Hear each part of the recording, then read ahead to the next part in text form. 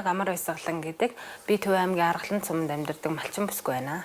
Төв амьдардаг даваа тал хэм цэвэр агаа, тайван амгалан. За байнга нэг стрессгүй амьдрал юм та ер нь. За тэнгэр газар л гэсэн үгтэй ер нь бол хот руу орж ирлээ. Юу Улаанбаатар хот ер нь өвлийн цагт бол ерөөсөө имэйл рүү орж ирэл харагдахгүй. Тэгэл орж ирэл толгоо өвдөн, үнэр амар. Тэгэл дуу чимээ машиныханд хөгжрээ хүмүүсийн харьцаач гэсэн ер нь тэгэл бухимдуу ууралсан. Тиймэрхүү л маягтай ер нь хөгтөж явдаг шүү дээ. Манай хөдөө чинь тийм юм байхгүй шүү дээ. Зилүүд сайхан тэгэл агаараа ууж амьсгалаа сайхан. Хөдөө амьдардаг болохоор намар хаврын цагт л их асуудал үүснэ л дээ. Өвөл яг бай тэнгэр хангаа сайхан, дулаахан, цасгүй бол сайхан. Намар болохоор одоо мал услах хүндрэлтэй манай энд чинь нөгөө ус байдгүй, урсгал ус байдгүй, дандаа худаг байдаг болохоор хавар мал төлөлтөд хүндрэлтэй. Яагаад тэгэхээр би ч одоо 3 хүүхэдтэй гэртээ байдаг. Манай хүн гадуур ажиллаа хийн би тэд тавуулах амьдардаг болохоор манайх чинь нэлээд холтой сумын төвөөс тэгээд одоо ямар нэгэн асуудлаар төв орлоо гэж бодоход хүмүүс намраад явцсан, эсвэл чөлөө аваа явцсан, аймаг явцсан ч гэдэг юм уу, тиймэрхүү асуудал маш их байдаг. Тэгэл тэжтг өдрөөр та нар дараа тэгж ирээрээ гэлээ тэр асуудал амар хүндрэлтэй шүү дээ. Зорин очиж байгаа үед тэр амар хүндрэлтэй байдаг. За тэгээд эмнэлэг маш их хүндрэлтэй байна бас. Эмнэлэг бас их хүндрэлтэй. Би чинь нөгөө олон нийтлэх хүүхдтэй болохоор ч байсгаал хөвдөн хүүхд өвдөхгүй байх гэж юусоо байхгүй. Байсгаал нэг нь өвдөн. Тэгэл төргөнд утгаар чинь тийм та нар унаатаа юу, унаагүй юу, хүрээ дээр гэх асуудал зөндөө өчнөө тиймэрхүү асуудал үүснэ. Тэгэл заримдаа бухимдан, заримдаа ч яг хуу тэгэл аргалаад очихыг бодно. Яг иргэд маань төрийн байгууллагын хүн суртал өнөөдөр оршисоор байна гэж үздэг л дээ. Гэтэл миний хувьд бол одоо тухайн төрийн байгууллагын хүн сурталыг тухайн алба багшж байгаа төрийн алба багштай би холбоотой гэж ойлгодог.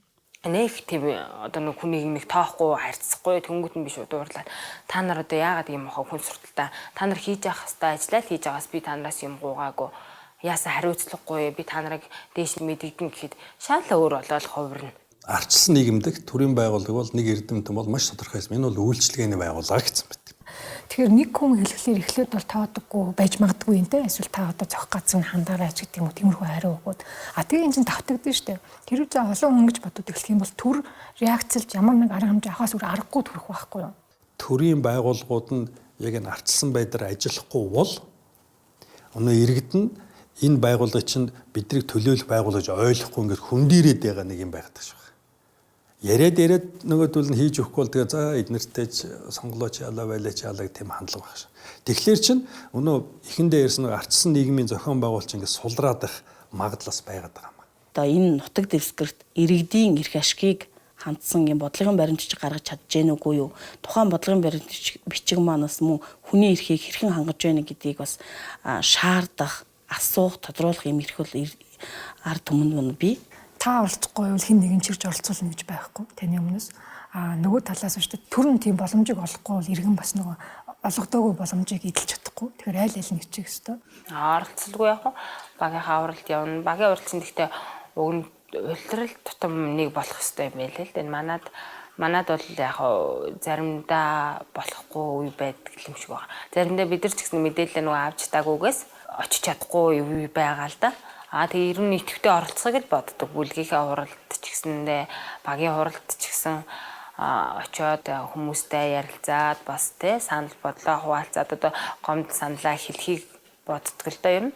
Иргэд өөрсдөө хэрэгцээтэй мэдээлэл төрийн байгууллагаас очиод авах эрх байгаа гэдэг тэр мэдлэг ойлголт хандлага бас маш их сул байгаа. Иргэд одоо орон нутгаас гарч байгаа тэр бодлого шийдвэрүүдэд өөрсдийнхөө санал бодлыг тусгах, мөн багийн нутаг дэвсгэрийн иргэдийн өмнө тулгамдж байгаа асуудлыг хэлцэн шийдвэрлэх гал энэ дөр бол яхаарахгүй багийн иргэдийн нийт явуулгаа. Сар болгон ингээд өдөр болгоо яваад ахгүй маа гэхэд улирал тутам нэг яваад ард иргэдтэйгээ уулзаад одоо ямар шуухан байна те одоо жишээ нь өвлийн улиралд ямар шуухан үйлжилт ямар шуухан явагдаж байна айлуудад маань тэгээ мал ахуун хэр байна тиймэрхүү асуудлыг ерөөсөө уг нь бол үзэж харж яваасаа гэж боддог л да. Гэхдээ иргэдэн чайлвал тэр нутгийн удирдлагын байгууллагуудаа эдгээр юм хэлээд байвал бас ингээ хөдөлтгийн шүү гэсэн итгэл үнэмшилтэй болчих юм бол эн чинь ингээл аяндаа явна. Тэш нэг өдөр шийдэгдв. Эн чинь айгүй бол нэг 10 жилээр энэ процесс явж байгаа 10 жилээр юм сэтгэлгээ хөгжиж ийм ихтгэл өмшин төлөвчөж энэ чи явах юм шиг байна. Иргэдээс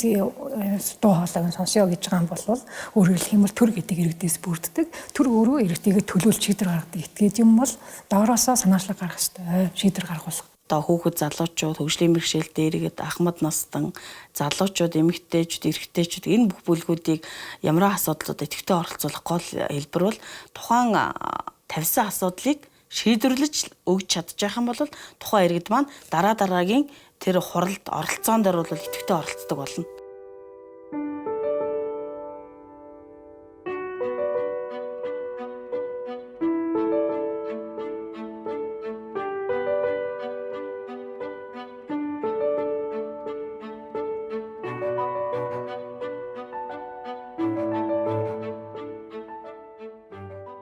Нийтийн тээврийн тухай санал гомдлыг танаад өгж болох уу? Нийтлэг үйлчлэгээний талаар мэдээлэл. Нөгөө уг автобусд маань ерөөсөө хаанхан ямар автобус ирж байгаа хаана ирж байгаа зарлах юм байхгүй. Тэгээ одоо энэ халтргаатаа булгаатай үед буудлынхаа наан нэг зөксөө цаана нэг очиж зөксөө тэгээ яваад байгаа байхгүй юм. Тэгэхээр энэ талаар цаашаа нэг асуудал агуулж одоо тэр миний одоо санал хүсэлт эн чинь ерөөсөн миний хэлтгүй аюу олон хүмүүсийн тэг холбоотой асуудал болж байна л да. Даяалан хараагүй хүмүүст их хүндрэлтэй юм бэ. За намайг Халтрын Шагдэрсэрэн гэдэг. Би барайцлж мэрэгчлэр ажилладаг.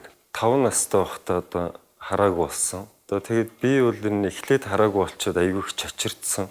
Тэгээд ер нь манай ээж бол ер нь намайг нэлийн сайн одоо ажилд сургасан л да. Би ч одоо хараагүй гэж манай ээж намайг бодлогоогоор одоо бүх юм хийлэгдэг байсан. За манай орны хувьд бол хөгжлийн бэрхшээлтэй иргэд тэр тусмаа хараагүй хүмүүс амьдрахад бол одоо тийм таатай орчин бүрдээгүй. Яагаад би ингэж хэлж байгааг бол одоо жишээлбэл хараагүй зориулагдсан зам байдаг. Тэр маань одоо өвлийн цагт маш их халтргаа гулгаа үүсдэг. Монгол улс хөгжлийн бэрхшээлтэй иргэдэд маш ээлгүй орно. Мэдээж тэр хэд ч ямар нэг байдлаар тийм хязгаарлагдсан хүмүүс байгаа тийм шүү дээ. Тэр яаж боломжийг олгож байгаа юм хэрэг Монголд бол хэцүү. Жишээ нь барилгын стандарт гэж ярихад тийм одоо хөгжлийн бэрхшээлтэй иргэн байтугай зүгээр бид нар чинь ер нь хичээж явахгүй бол ер нь унт тусчих гээд байгаа шүү дээ. Тэгэхээр ийм нөхцөл байдал бид нар яаж тэр хүмүүсийг орох гарах, юм үзэх, соёлын амьдралд оролцох, өөртөө ажил хийх, сонгох гарахыг хэрэгжүүлж ингэж хэлж байгаа. Тийм боломж. Хууль үндсэн хуулиас эхлүүлээд бүхэл хууль бол тэр болцоог нь олгож өгч байгаа. Тэрийг бид нэр хуулинд юу гэж хэлдэг вэ? Хүний эрх чөлөө, хүний эрх, халдашгүй эрх энэ төргээд бүр ингээ хуулиар нь заагаад өгсөн байдаг. За тэгэхээр хөгжлийн бэрхшээлтэй иргэдийн талаар бол төрөөс бол ер нь тодорхой хэмжээний арга хэмжээ авч байгаа юм л да. Гэхдээ энийг бол би хангалтгүй гэж үздэг.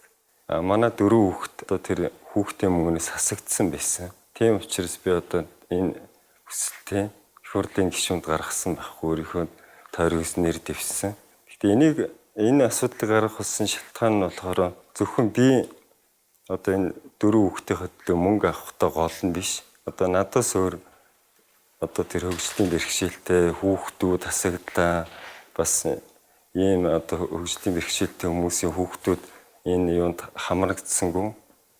Тэгээд ийм учраас би асуудлыг одоо бус иргэдийн бус одоо гишүүдэд төлөвлөж энэ асуудлыг тавьсан л да. Зохион байгуулалтанд орох шаардлагатай гэдгийг ойлгосон.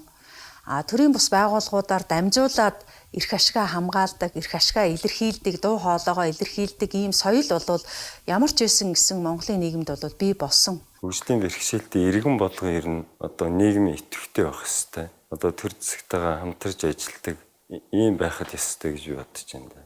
Тэгэхээр яг нөгөө хууль тогтоомч ч гэсэндээ бас төрийн зүгээс ч гэсэн энэ тенденц бол уг нь иргэдийгээ оролцуулъя, сонсдог болъё.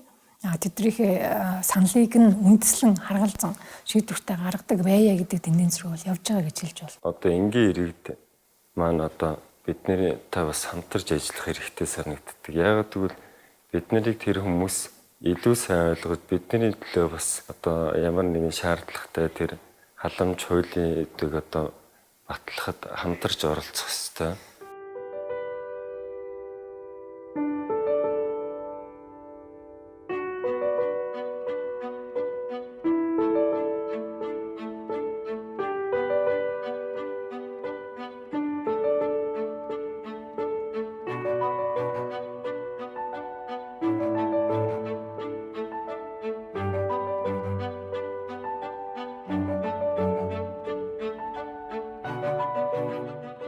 Намайг Ариун Баяр гэдэг. Би Монгол Улсын их сургуулийн улс төр судлалын ангийн оюутан. Хүмүүсийн хэлж байгаа магтаал тэгээд өөрийнхөө хийсэн зүйл, бүтээсэн зүйлүүдээсээ бол ирч хүчийг илүүтэй авдаг.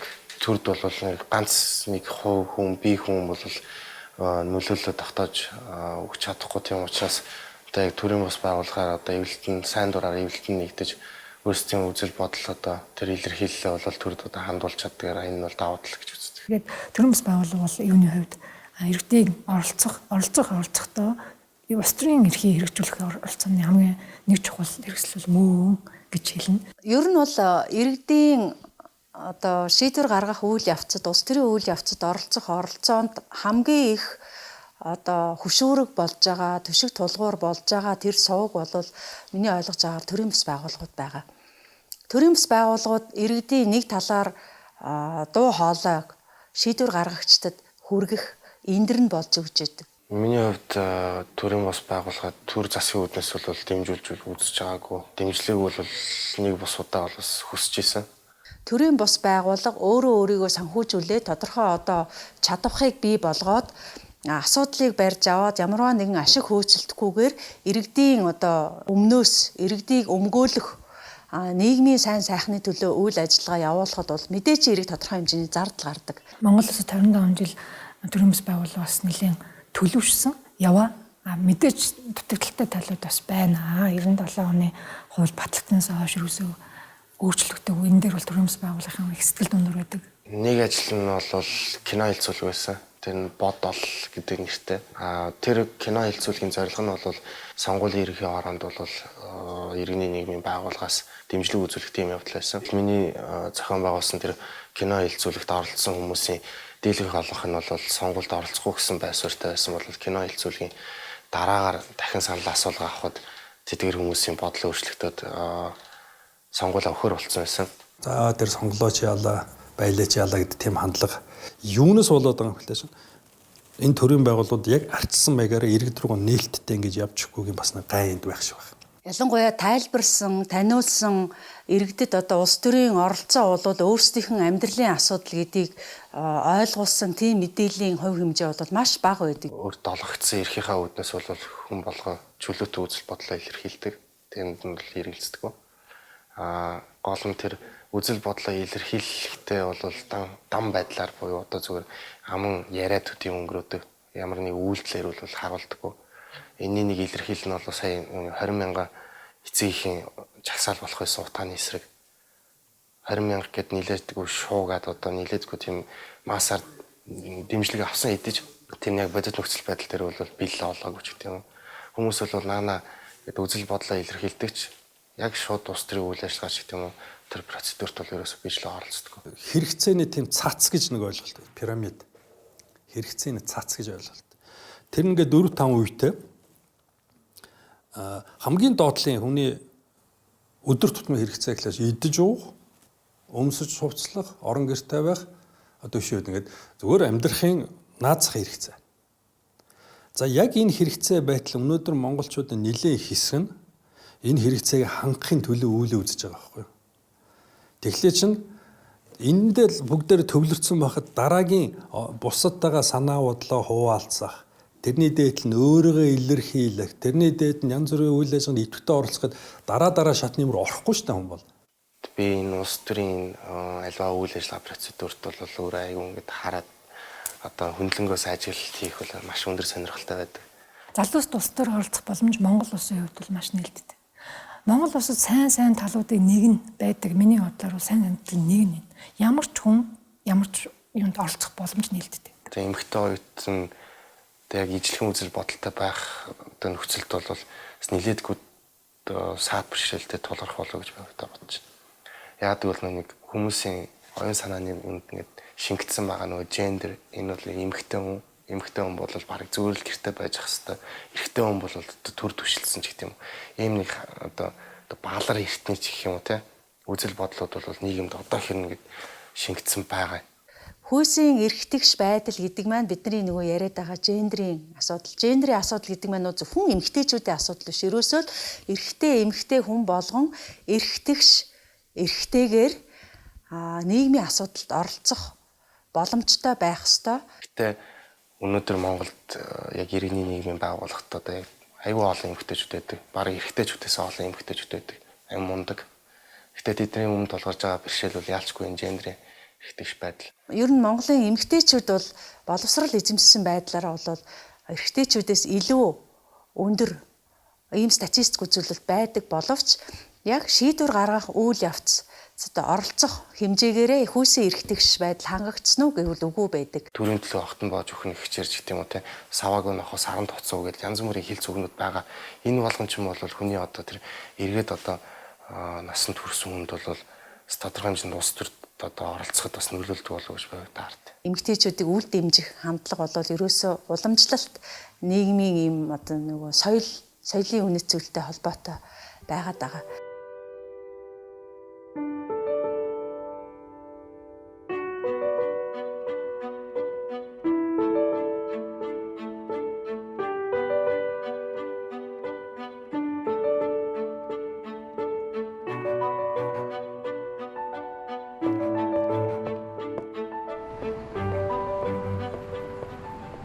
Нав буян жаргал гэдэг сэтгүүлч мэргэжлэр ажилладаг. Миний хувьд бол шударга байхыг маш их зорддог. Аливаа мэдээллийг үнэн зөв бодиттой болж байгаа процессыг яг тухайн байдалтай нь л хүргэхийг зорддог. Тэгэхээр иргэд бол яг одоо өнөөдрийн байдлаар нэг мэдээллийг маш олон их сурвалжтай, олон өнцгөөс нь хүлээж авдаг болсон байна. Маш олон телевизүүд, радио, сонин сэтгүүлүүд бий болсон байна. Ялангуяа залуучууд, хүүхдүүдийг ер нь иргэдийг мэдээлэл шүүмжлэлтэй хандах, мэдээллийг хүлээн авах, ялгах, дүгнэх тийм чадвартай болгохгүй бол өнөөдөр үнэндээ бол тэр нөгөө шар гэж мэдээлэл хилээд байгаа тэр мэдээлэл эсвэл сошиал мэдээлэлээр Facebook, Twitter-ээр цацагдж байгаа тэр хувь хүний үзэл бодлоод эсвэл магадгүй хин нэгнийг үтгсэн, доромжилсон үндэслэлгүй мэдээлэлд одоо шууд шүүрч авч итгэх тэрүүгээрээ одоо өөрийн үзэл бодол үнэт зүйлсийг бий болгох ийм хандлага бол маш хүчтэй явагдаж байгаа. За шар мэдээллийн хувьд бол за жишээ нь 1500-аад хүн хүлээж авсан байхад яг нийгэмд хэрэгтэй иргэн хүний хэрэгтэй мэдээллийг бол 300-аад хүн хүлээж авсан байгаа юм. За миний иргэн хүний оролцоо гэсэн нийтлэлийг бичснээр бол 400-аад хүн үзсэн. За шар мэдээлэл нь бол ямар ч шар мэдээллээс нь 1500 2000 гараад явцсан байдаг. Мэдээлэл сайн авсан хүн одоо сайн ба муу эсвэл ийм гэдэг хөлбөрийг хэлэх оролцох илүү тийм боломжтой байдаг. Тэгэхээр мэдээллийг үнэн зөв бодиттой тал бүрээс нь байн хүргэж өгсөн цагт одоо байгаа Монгол улсын иргэдийн тэр оролцох боломж ч гэсэн илүү нээлттэй хувь нь илүү өндөр болол чанарын сайжрал явах боломжтой. Хэвлэл мэдээллийн эрхчлөө гэж ярихаар бараг бүс төлж хэлэх баха хангалтгүй байна. Албан байгууллагууд руу ороод мэдээлэл авахд бол жоохон цензуртэй мэдээлэл өгöd идэх талтай. Аливаа мэдээллийг аль мэдээг нь хүргэх үү, аль мэдээллийг нь хүргэхгүй вэ, тий? Яг үнэн бодит мэдээллийг бол авч чаддгүй. Энэ нь бол маш тулгамдсан асуудал болдог. Энд нэг юм. Энэ бол өөрөөр төрийн чадамж, төрийн нэг сэтгэлгээ нь иргэд рүүгээ ингээд үе таалган нээлттэй байх юмр процессын асуудал байна. 10 жилийн өмнө бол бүр хүнд байсан. Тэгэхээр иргэд бол нийгмийн асуудалд оролцох хэрэгтэй байна. Намайг сонсохгүй ингээд хоошоо суух биш. Нийгмийн алан асуудлуудад гар бие оролцоод шийдэх арга замыг хайлцаасай л гэж хэлмээр байна. Иргэн бүрийн оролцоо маш чухал байна. Яг үүндээ ингээд асуугаад явах юм бол утаа бүгднийх нь асуудал мөн байхгүй. Тэг бүгд тэр ойлгож байгаа. Тэрийг бүхэн ойлгож байгаа. Боловсролын төвшин, хамаарч байгаа бүлэг, хүйс, наастай тэрнээс үл хамаар бүгд тэр ойлгож байхгүй. Энэ бол байх боломжгүй хэмжээндээ хүрчиж бид нар үнэхээр гамшигын байдал байна. Ойлгож. Тэгэд нэмж чинь нөхөх гэж агшаал цуглаан дээр тийм идэвхтэй харагддаг. Тэр илэрхийлэх хэрэгтэй шүү дээ. Тэгэхгүйгээр ингээ хин нэгэн ирээд хин нэгэн тэнд миний очиос өмнөөс жагсаад хин нэгэн гар үсгэж зураад хин нэгэн шийдчихсэгээ суугаад байвал үр дүн чинь тийм одоо таны хүснэр гарах уугүй гэдэг бол эргэлзээд байгаа. Тэгэхээр чинь яг эндээс яг шууд юглаа чинь иргэд нь өөр итвэтэй байхаас өөр аргагүй гэсэн санаа гараад ирж байгаа. Иргэд нь итвэтэй байх хэвээр оролцоотой байх хэвээр гэдэг ингээд энэ үгнүүд чинь аяндаа энэ системийн ажиллах одоо зарчим нь болчиход байгаа байхгүй юу. Тэгэхээр ерөөсөө л энэний гаргалгаа нь одоо шийдэл нь юу вэ гэхээр иргэний боловсролыг дээшлүүлэх.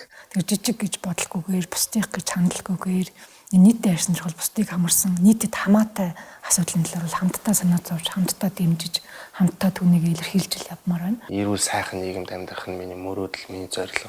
Тэр нийгмийг бүтээх нь бас л миний зорилго. Нийгмийн асуудал дээр, эрүүл мэндийн асуудал дээр ямар ч тал дээр бол иргэд бие биенээ маш сайн дэмждэг гэж би боддог. Тэгэхээр одоо өөрсдийнхөө төлөө нийгмийн идэвхтэй байгаа ч гэж хэлмээр байна.